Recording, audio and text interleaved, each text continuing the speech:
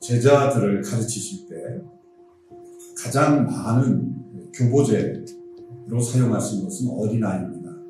제자들에게 하나님 나라에 대해서 교훈하실 때도 어린아이를 말씀하시면 누구든지 어린아이와 같이 되지 않으면 하나님 나라에 들어갈 수 없다. 물론 어린아이는 돌봄의 대상이요, 또 미래요, 중요한 대상입니다만 예수님은 돌봄의 대상이라기보다 예수님이 그리고 하나님이 어떤 분인지, 찾아온 하나님 나라가 어떤 나라인지, 그리고 그 하나님 나라의 백성들이 이 세상에서 어떤 모습이어야 하는지를 교훈하실 때 어린아이를 통해서 말씀하셨다는 것입니다. 우리가 어린아이라고 할 때, 어린아이처럼 할 때 영어로는 표현을 구분하는 걸 잘 아실 겁니다. childish 그러면은 그것은 어린아이의 부정적 모습, 자기중심적이고 이기적이고 남을 배려할 줄 모르는 성숙하지 못한 모습을 가리켜 childish라고 말합니다. 또 다른 영어 단어가 childlike라고 할 때 아직 성숙하지 않았지만 어른이 본받아야 될 그런 천진난만하고 순수하고 때묻지 않은 미래 소망이 가득한 모습을 가리켜 우리 childlike라고 할 때 어린 아이 같다 이렇게 말하죠. 이 가버나움에 있었을 때 오늘 일어난 일을 예수님께서 설명하고 있습니다. 그 가버나움에 이를 때까지 제자들이 서로 길에서 누가 크냐 하고 쟁론하였다고 말씀하고 있습니다. 예수님이 이제 그 집에 이르러 제자들에게 한 어린아이를 가운데 세우고 말씀하셨다는 것이죠. 그 아이는 누구였을까? 학자들은 틀림없이 베드로의 자녀였을 것이다.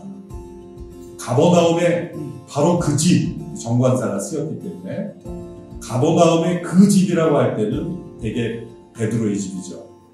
그 베드로의 아이는 틀림없이 제멋대로 구는 아이였을 것이다. 이렇게 해석하는 것이 좋습니다. 왜냐하면 여러 아이들이 있었는데 아주 모범적이고 어른 같은 아이를 예수님이 데려다 놓고 이런 어린아이 같은 영접하는 것은 나를 영접하는 것이요 라고 말씀하지 않으셨을 겁니다. 사실 어린아이 같지 않은 어린아이만큼 어색한 것이 없습니다. 어린아이다운다는 것은 그저 선물에 기뻐하고 때로는 투정을 부리고 엄마 아빠한테 매달리고 때로는 욕심 부리고 막 분노하고 때로는 슬퍼하고 그러한 미성숙한 그 상태가 바로 어린아이고 차일디시한 모습이 반드시 있어야 됩니다. 그렇지만 그런 차일디시한 어린아이에게도 배워야 할 중요한 비밀이 있다는 것을 말씀합니다. 바로 그것은 무엇일까? 어린아이와 같이 자기를 낮춘 자가 천국에서 큰 자. 사실 오랫동안 이해하지 못했어요. 두 자녀를 키우면서 더더구나 이해가 안 됐어요. 우리 아이들을 보면서 절대 자기를 낮추는 모습이 보이지 않았어요. 어린아이일수록 점점 자기중심적이고 자기 마음대로 하려는 그 충동이 강하지 않습니다. 제가 시카고에서 그 트리니티 신학교 유학을 갔을 때 그때 두 아이, 첫째 아이는 이제 막 초등학교 1학년에 입학했을 때 둘째 아이는 이제 2년 터울이니까 우리로 말하면 무아원 수준으로 들어갔습니다. 첫째 아이는 사게 아이들로부터 차별을 느끼고 아이들이 차별하는 걸 느끼고 또 선생님도 그렇고 뭔가 달갑지 않은 그런 모습. 그러나 2살 어린 유아 단계에 있는 아이에게는 처음에는 가기가 힘들었고 떨어지지 않으려고 그랬지만 막상 들어가니까 쉽게 적응이 되고 아이들이 그냥 환영해주는 그런 모습을 두 아이를 통해서 발견하면서 제가 이 말씀을 떠올랐습니다. 그것은 전 세계 어디든지 어린아이의 단계에서 다른 사람을 차별하는 그리고 다른 사람과 나를 비교함으로 자기의 정체성을 파악하려는 그 연령에 눈뜨는 데가 있죠.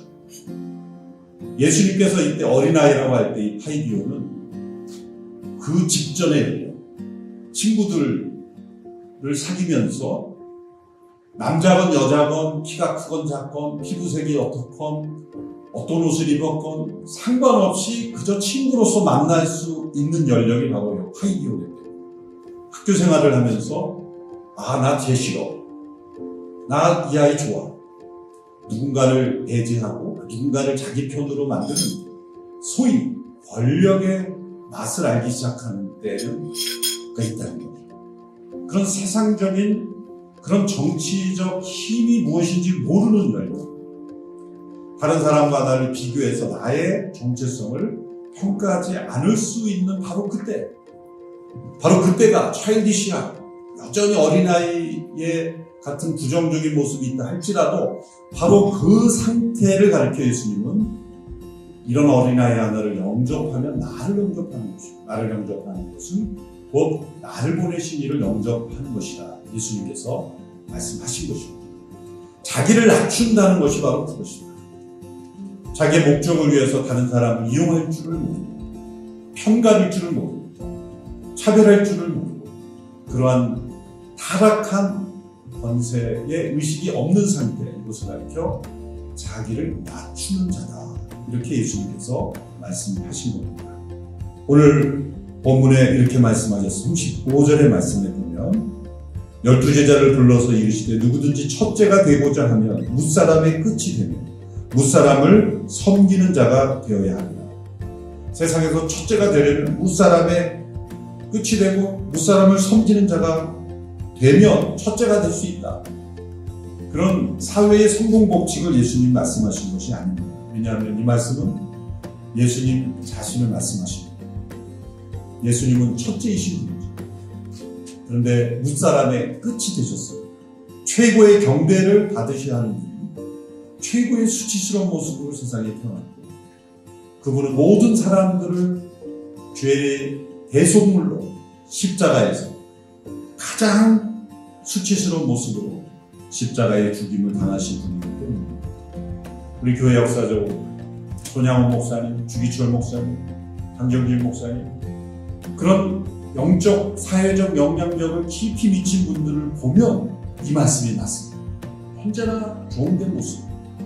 무사람의 끝이고 무사람을 섬기는 종처럼 그렇게 사시고 그 자체를 기뻐하십니다. 누가 알아주지 않는다고 불평하지 않았습니다. 왜냐하면 예수님을 바라보기 때문이죠. 그 하나님 나라는 바로 왕이 종처럼 섬기는 나라이기 때문에 C.S. 루이스가 그런 말을 했죠. 하나님이 사람이 되신 것은 인간이 돼지가 된 것보다도 비교할 수 없을 만큼 더 낮으신 것이다. 만왕의 왕이신 분이 단순한 피조물이 되는 정도가 아니라 피조물의 가장 낮아진 모습을 취하셨다는 그것이 바로 우리가 섬기는 왕의 모습이라는 거죠. 그러므로 그 나라에 들어가려면 어린아이 같아져야 돼요. 왜? 하나님이 어린아이 같으십니다. 어린아이를 영접하라는 것은 어린아이를 잘 돌봐라 그런 의미보다도 어린아이 속에 나타난 하나님의 성품 그 낮아짐의 모습이 바로 하나님 나라이기 때문에 그 나라가 이 땅에 이루어지는 모습은 바로 어린아이 같은 예수님을 닮은 자로서 어린아이 같은 사람이 되어야 한다라는 것을 예수님께서 말씀하셨습니다.